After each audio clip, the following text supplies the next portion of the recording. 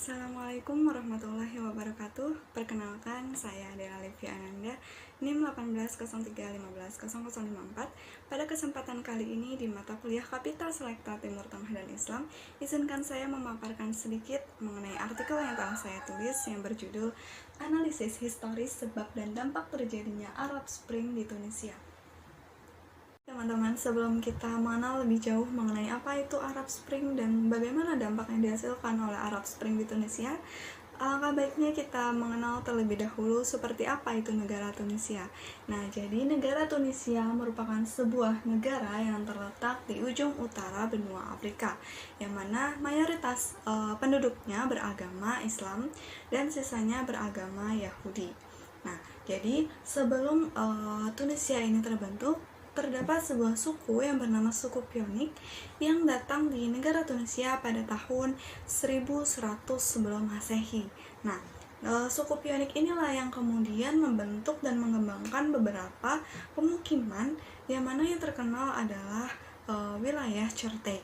Nah, kemudian wilayah inilah yang kemudian pada masa pendudukan bangsa Romawi mampu menjadi sebuah wilayah yang cukup strategis.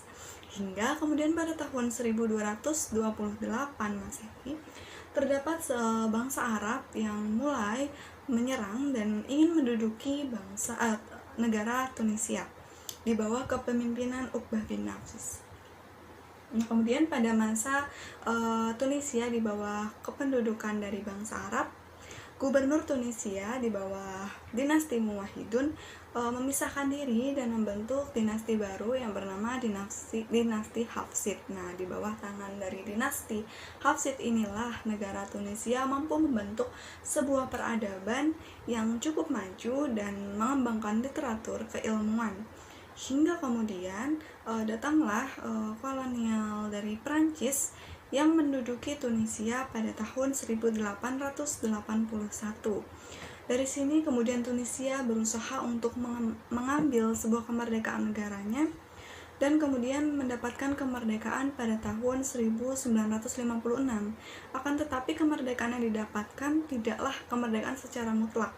Hingga kemudian negara Tunisia terus-menerus memperjuangkan hak kemerdekaannya dan didapatkanlah kemerdekaan secara utuh pada tahun 1963.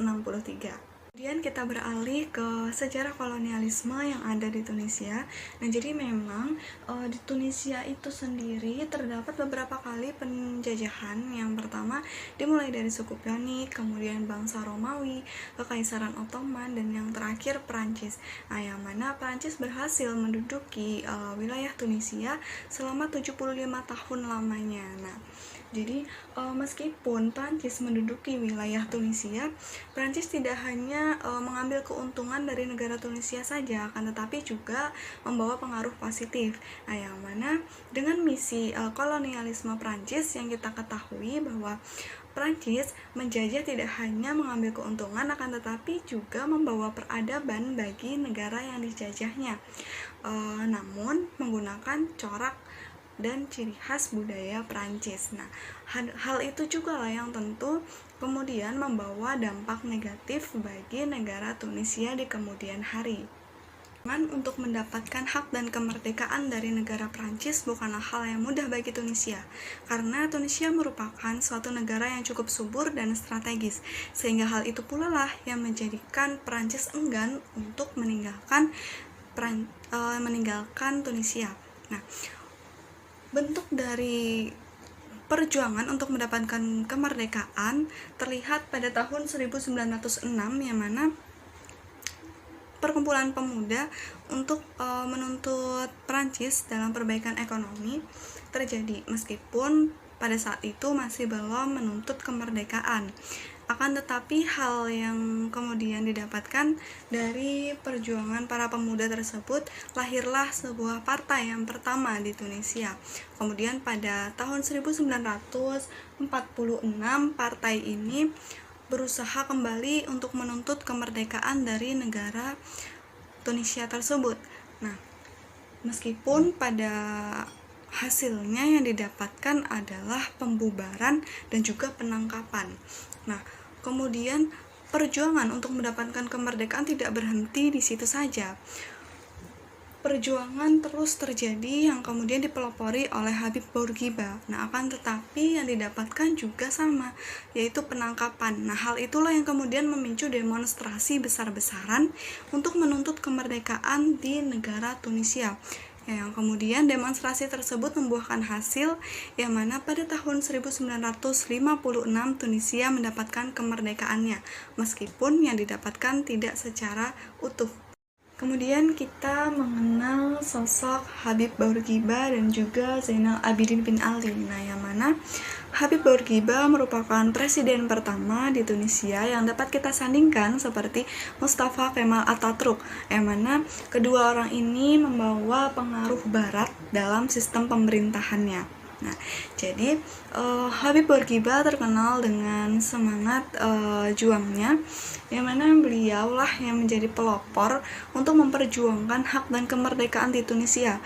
Meskipun beberapa kali ditangkap oleh pihak Prancis, tidak menghentikan semangat juang beliau untuk mendapatkan kemerdekaan di Tunisia, sehingga hal tersebutlah yang kemudian juga membawa hasil yang baik dan kemerdekaan Tunisia berhasil diraih di bawah pimpinan dari Habib Bourguiba dalam partainya Neo-Destur. Nah, akan tetapi di samping jasa beliau yang cukup besar, karena beliau juga terpengaruh sekali oleh pemikiran Barat, sehingga dalam sistem pemerintahannya kerap kali melanggar dari syariat Islam, yang mana beliau melarang penggunaan jilbab serta melarang puasa, dan juga beliau menganggap bahwa umat Islam terlalu mendewakan Nabi Muhammad SAW, sehingga beliau berbuat makar dan menutup universitas tertua yang mengkaji pendidikan Islam di Tunisia pada saat itu. Sehingga hal-hal seperti itulah yang kemudian menuai kritik tajam dari masyarakat. Nah, kemudian kepemimpinan dari Bourguiba digantikan oleh Zainal Abidin bin Ali. Nah, memang pada awalnya kepemimpinan dari Zainal Abidin bin Ali mendapatkan angin segar karena berhasil mengembalikan ekonomi di Tunisia menjadi lebih baik.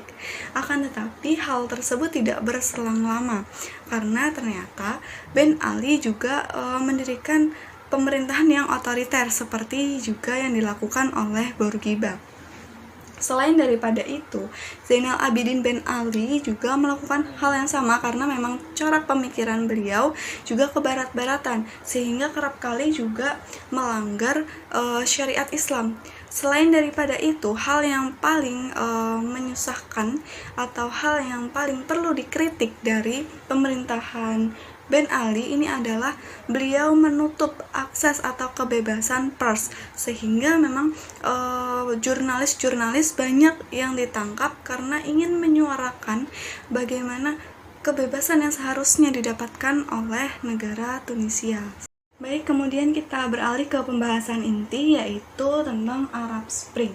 Nah, jadi apa sih sebenarnya Arab Spring itu?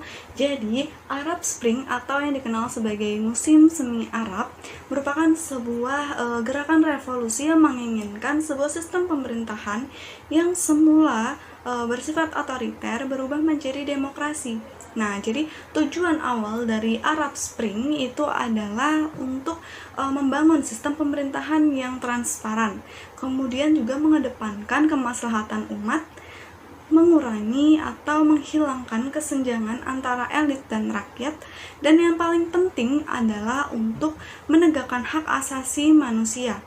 Mengenai kemunculan Arab Spring yang ada di Tunisia, nah jadi pada mulanya sebuah aksi bakar diri yang terjadi di sebuah desa Sidi Bouzid, yang mana aksi bakar diri tersebut dipelopori oleh Bouazizi, seorang penjual buah yang sebenarnya beliau adalah orang terdidik, akan tetapi tidak mendapatkan pekerjaan yang sesuai dengan tingkat pendidikannya. Memang di Tunisia pada saat itu banyak sekali pelajar-pelajar yang tidak mendapatkan pekerjaan yang layak seperti itu. Jadi hal itulah juga yang kemudian menyulut pemberontakan, karena selain daripada tingkat pengangguran yang tinggi, perekonomian di Tunisia juga mengalami pelemahan yang cukup drastis. kemudian rakyat kecil seolah-olah ditekan karena selain daripada pihak yang tidak memiliki surat izin usaha, mereka harus membayar pajak yang cukup besar bagi masyarakat bawah seperti itu. Kemudian si Bouazizi tersebut yang ia tidak memiliki surat izin usaha, hal itulah yang kemudian mendapatkan tindakan dari aparat pemerintah, yang mana tindakan tersebut cukup brutal, dan hal itu pula lah yang kemudian menyulut emosi dari Bouazizi karena sudah tidak tahan lagi dengan sistem pemerintahan yang ada di Tunisia. Nah, hal itulah kemudian ia melakukan aksi bakar diri di depan kantor gubernur. Hal itu yang kemudian menjadi sebuah pergolakan besar di Tunisia pada tahun 2010 akhir dan pada awal 2011. Yang kemudian aksi dari Bouazizi ini mengalami keberhasilan, yang mana berhasil dalam menggulingkan presiden di Tunisia, yaitu Zainal Abidin bin Ali yang telah memimpin Tunisia dengan otoriter. Nah, kemudian kita beralih ke dampak yang dihasilkan oleh Arab Spring di Tunisia ini menjadi merambah ke berbagai dunia Timur Tengah lainnya. Jadi, sebuah Arab Spring yang semula hanya terjadi di negara Tunisia kemudian berhasil merambah atau menjadi panutan di negara-negara Timur Tengah lainnya seperti Mesir, Libya, Suriah, dan lain sebagainya, yang kemudian juga mendapatkan berbagai hasil dari negara-negara tersebut meskipun memiliki corak yang berbeda. Nah, kemudian setelah Arab Spring yang terjadi di Tunisia itu sendiri mendapatkan hasil yang cukup manis, yang mana pada awalnya negara tersebut merupakan sistem pemerintahan yang otoriter. Kemudian setelah terjadinya Arab Spring terjadi pemilu, yang kemudian dari situlah sistem pemerintahan di Tunisia menjadi sistem demokrasi. Keberhasilan dalam menggulingkan Presiden Zainal bin Ali di Tunisia itulah menjadi motivasi tersendiri bagi negara-negara Timur Tengah lainnya, yang terdapat juga negara Timur Tengah lainnya yang berhasil menggulingkan pemerintahan presiden pada saat itu, yaitu negara Mesir dan Libya.